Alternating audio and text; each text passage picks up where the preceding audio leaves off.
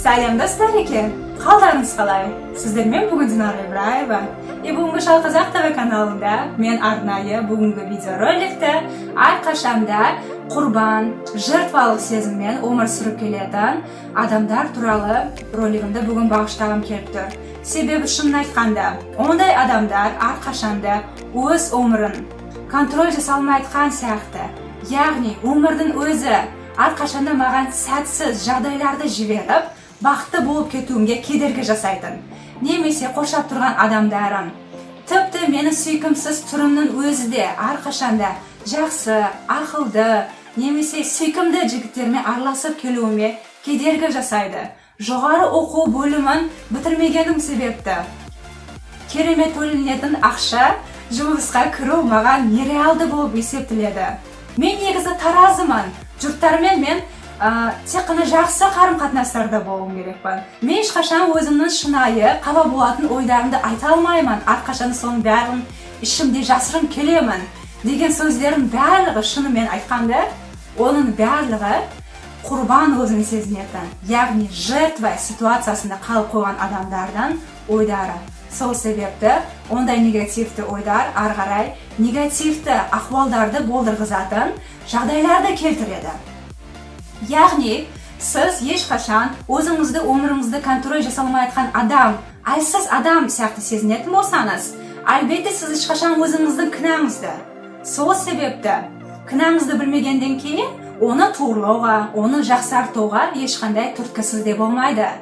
Барлық жауапкершілікті сол адамдарға, өмірге, немесе жұмыстастар болсын, туыс-туысқандарыңыз болсын, соларға іліп қоя беретін осындай бір қателігіңіз өзіңіздің жауапкершілігіңізді алмауыңызға, ары қарай ештеңені істемеуіңізге, солай сол жағдайды тастап қоюыңызға әкелетін бір негативті ахуал. Ал енді әңгімемізді оларға қарама-қайшы, яғни көш позициясынан, лидер позициясынан әрқашанда жұмыс жасайтын, әрқашанда ойдарын контроль жасай алатын адамдар, яғни сол керемет бизнесмендар, сіздің керемет жас көретін актерлеріңіз, әншілеріңіз туралы ойлағанда, оларды шынымен мен сияқты, өзіміз сияқты басында қиналып, сол жартылай семьядан шығып, қаржылай қамтама болмаған жағдайларда әрқашанда сол әшейін бір нан пұлына бола жағымсыз адамдармен араласып,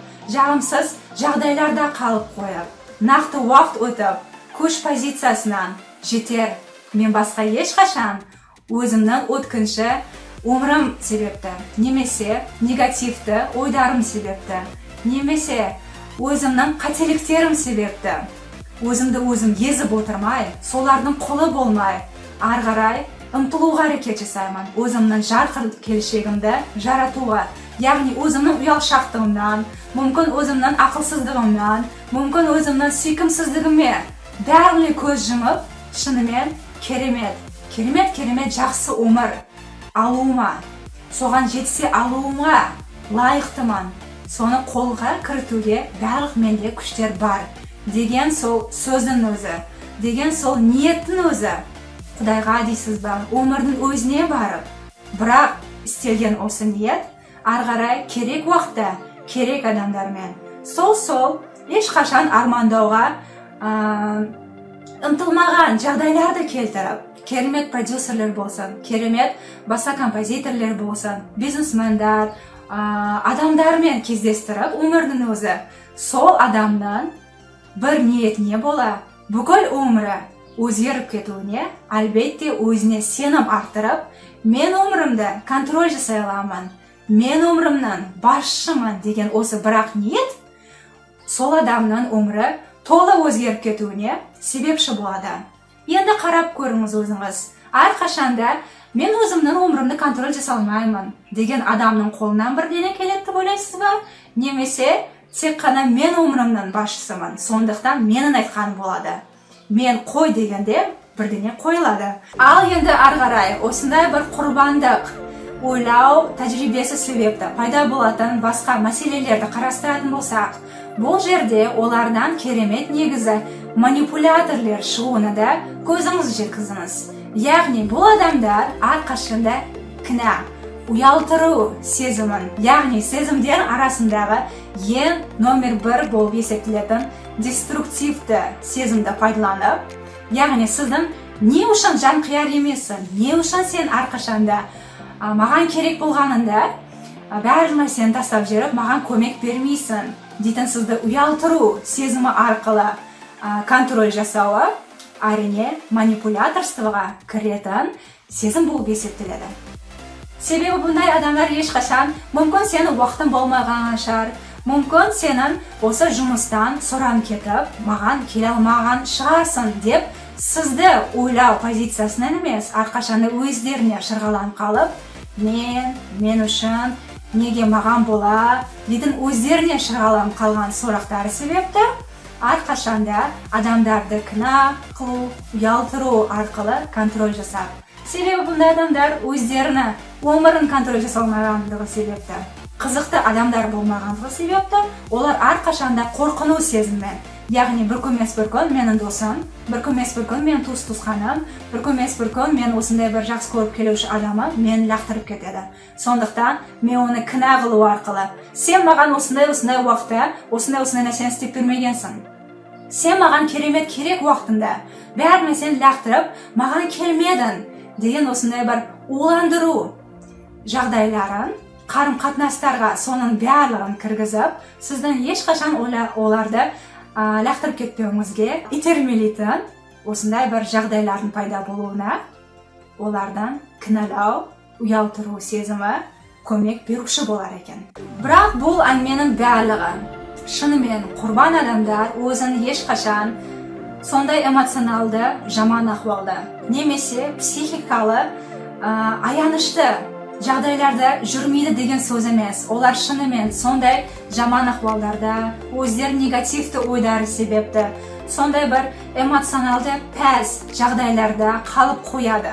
Ол рас. Сондықтан кейбір осындай құрбан адамдар баратын жолдарын бір үлгісі, ол дейтін, дәл мен қалай қиналып келіп атқан болсам, сен де дәл солай қиналып келесің. Яғни мысал ретінде, оңай мысал ретінде менің жағдайымды қарастыратын болсақ, былтыр мен дейтін өзімнің жұмысшы коллегаммен бір-ақ рет ұрысып болғаннан соң, негедір сол ұрысу уақытынан кейін мен өзімді керемет жертва ситуациясына қалып қойған, күшсіз сонып қалған адам сияқты сезінгенім себепті арнайы сол адамды толы бір жыл бойы сол дейтін 15 минуттық, сол дейтін 10 минуттық қанымды ішкен вариантты бір жылға созып, пәс тірліктерді істеуімге, негативті жағдайларды болдыруымға, мен алған азабымды сен де аласың деп істеп тұрген тірліктерім. Қазір ойланып қарағанда, мүмкін сол 10-15 минуттық жасалған ұрыс себепті бір рет ответ жасаған болғанымда да шынайы дұрыс болар еді.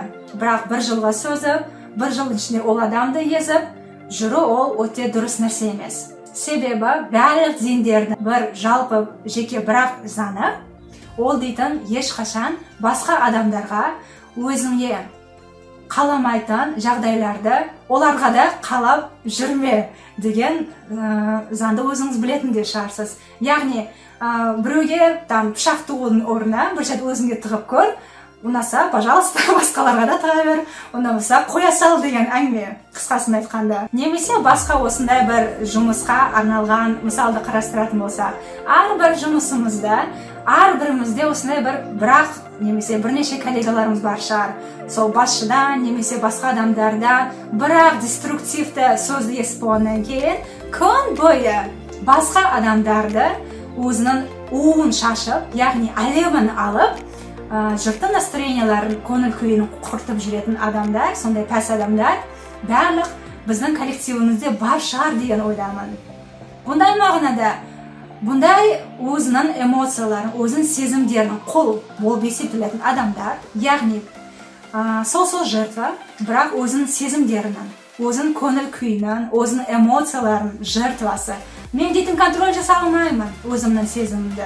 Сондықтан сол сезімдерге беріліп кетіп, оны арғарай басқа адамдарға уландырып, басқа адамдарға шашып, рақатталмасам да әйтеуір psixikалық ma'nosida o'zimni жақсартып alam deйтін адамдар шынын айтқанда сізді адам ретінде көрмей.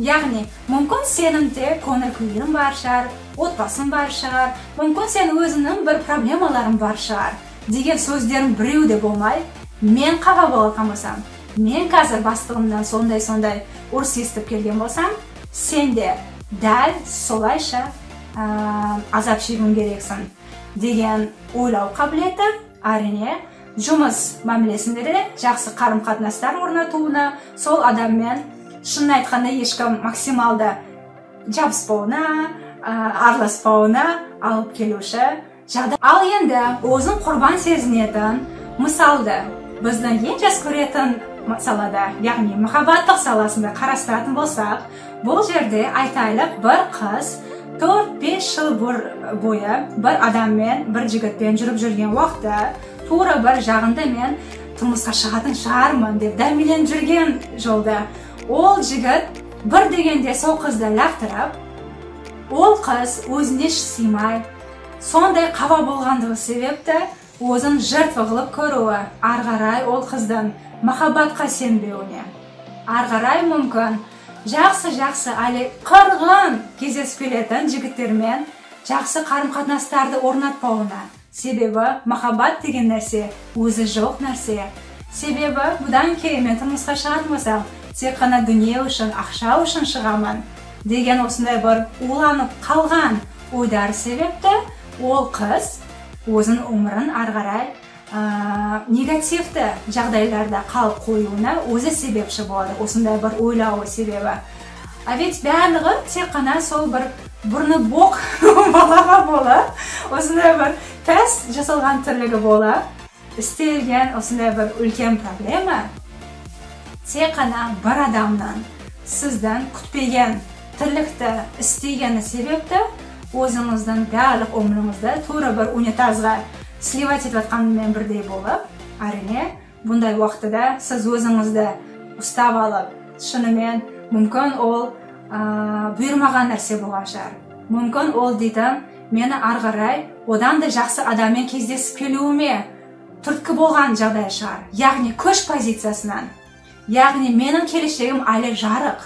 Мен дейтін бір адамға шырғаланып қалмағанмын, мен дейтін бір жағдайға шырғаланып қалмағанмын деген көш позициясынан, өзіне сену позициясынан өзіне қарастырғанда, ол дейтін адам мұндай пәс ситуацияларда қалып қоймайтын еді. Қорытынды жасағанда, сіздің өміріңізде пайда болатын осындай бір кішкентай көңілсіздіктер, әділсіздіктер, шынын айтқанда сізді қинау мағынасында, сізді құрбан қылу мағынасында жіберілген сынақтар емес. Оның барлығы сіз армандауға қорыққан адамға айналуыңызға көмек болатын шабыт, түрткілер ретінде көруіңізді бастаңыз.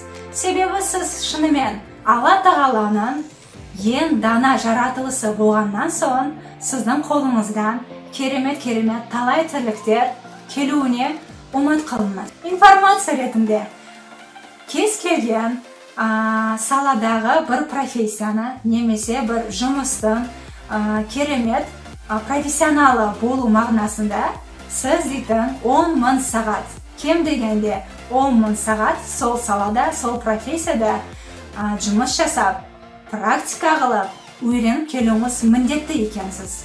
Сондықтан бір тірлікті істеп жатқанда, бір реттің өзінде 2, 3, 4 рет, 5, 6 рет емес, сіз дейтін 10.000 сағат уақытыңызды кетіріп, сол салада жұмыс жасаушы болатын болсаңыз, әлбетте алға қарай жүріп кетуіңіз мүмкін. Солайша бүгінгі жасалған видеоролик сіздерге ұнаған жағдайда, әлбетте лайк, комментарий, подписываться етулерін сұранамын. Сонда Жаңа Қазақ ТВ каналында осындай бір шабыттандырушы видеороликтер ары қарай да келіп шыға береді. А дәл қазір болмаса, пока-пока. Аривидерчи.